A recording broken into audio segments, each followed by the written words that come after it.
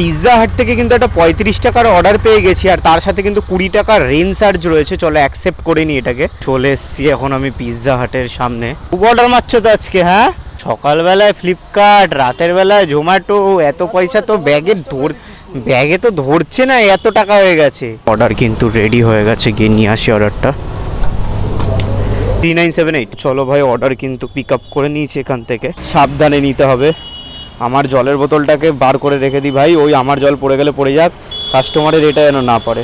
তো বন্ধুরা, order pick up করে কিন্তু এখন বেরিয়ে পড়েছি, আর এখান থেকে দেখাচ্ছে 2.7 কিলোমিটার নিয়ে যেতে হবে। মেন রোডে যে কবে এই টোটোগুলো বন্ধ হবে কে জানে। দেখো তো, মেন রোডে গাড়ি যাওয়ার জায়গা থাকে না, এরা সাইডে টোটো স্ট্যান্ড বানিয়ে রেখে দেয়। দেখো এখানে দাঁড়িয়ে থাকবে, কি সুন্দর। দেখো দেখো, ও জিও বলো, এখান থেকে কিভাবে মানুষ যাবে। দেখো এই মোড়টাতে দাঁড়িয়ে রয়েছে।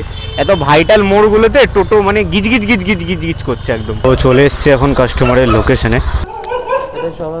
হ্যাঁ সব আছে, ওই যে ওই দুটো পেপসি দিয়ে।